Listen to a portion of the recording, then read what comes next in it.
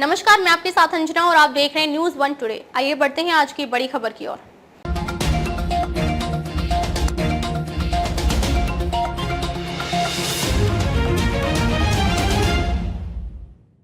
महिलाओं पर बर्बरता, धार्मिक स्थलों का किया अपमान, हिंदुओं पर हमले को लेकर बरसे धनखड़। बांग्लादेश की प्रधानमंत्री शेख हसीना के अगस्त में सत्ता से बाहर होने के बाद से वहां हिंदुओं पर हमलों की खबरें बढ़ी हैं।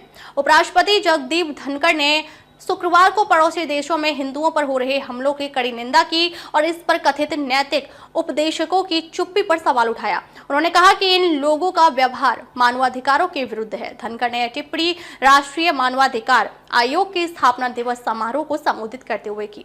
उन्होंने कहा, हम अत्यधिक सहिष्णु हैं और इस तरह के अतिक्रमणों के प्रति अधिक सहिष्णुता उपयुक्त नहीं है।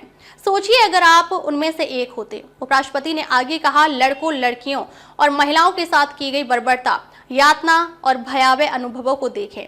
हालांकि उन्होंने किसी देश का नाम नहीं लिया, लेकिन उनकी यह टिप्पणी बांग्लादेश में हाल ही में हिंदुओं पर हुए हमलों से जुड़ी मानी जा रही है। उपराष्ट्रपति जगदीप धनखड़ ने शुक्रवार को कहा कि कुछ हानिकारक ताकतें भारत की खराब छवि पेश करने की कोशिश कर रही हैं और उन्होंने ऐसे प्रयासों को बेअसर करने के लिए प्रतिघात करने का आह्वान किया। धनखड़ ने साथ ही कहा कि भारत को दूसरों से मानवाधिकारों पर उपदेश या व्याख्यान सुनना पसंद नहीं है। उन्होंने यहाँ राष्ट्रीय मानवाधिकार आयोग की स्थापना दिवस समारोह को संबोधित करते हुए विभाजन आपातकाल लागू किए जाने और 1984 के सिख विरोधी दंगों को ऐसी दर्दनाक घटनाएं बताया जो याद दिलाती हैं कि आजादी कितनी नाजुक होती है। धनखड़ ने कहा, कुछ ऐसी हानिकारक ताकतें हैं जो एक सुनियोजित रूप से हमें अनुचित तरीके से कलंकित करना चाहती हैं। उन्होंने कहा, इन ताकतों का अंतर्राष्ट्रीय मंचों का इस्तेमाल कर हमारे मानवाधिकार रिकॉर्ड पर सवाल उठाने का दुष्ट इरादा है। उन्होंने कहा कि ऐसी ताकतों को बेअसर करने की जरूरत है और भारतीय संदर्भ में वे इसके लिए प्रतिघात शब्द का इस्तेमाल करेंगे। उपराष्ट्रपति ने कहा कि इन ताकतों ने सूचकांक तैयार किए हैं और ये दुनिया में हर किसी को रैंक दे रही है ताकि हमारे देश की खराब छवि पेश की जा सके।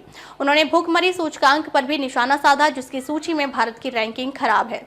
उन्होंने कहा कि कोरोना वायरस महामारी के दौरान सरकार ने जाति और पंथ की परवाह किए बिना 80 करोड़ से अधिक लोगों को मुफ्त राशन उपलब्ध कराया। बांग्लादेश की प्रधानमंत्री शेख हसीना के अगस्त में सत्ता से बाहर होने के बाद वे वहां हिंदुओं पर हमलों की खबरें बढ़ी हैं। दुर्गा पूजा के दौरान हुई हिंसा के चलते 17 से अधिक लोगों की गिरफ्तारी हुई है और कई मामले दर्ज किए गए हैं। बांग्लादेश की 17 करोड़ की आबादी में हिंदुओं की संख्या केवल 8% है। धनखड़ ने कहा कि इस तरह के मामलों पर चुप्पी साधे रखना उचित नहीं है और मानवाधिकारों के समर्थकों को इस पर ध्यान देना चाहिए। अब तक के लिए बस इतना ही। फिर मिलते हैं एक ऐसे ही बड़ी खबर के साथ। तब तक के लिए नमस्कार और देखते रहिए न्यूज वन टुडे।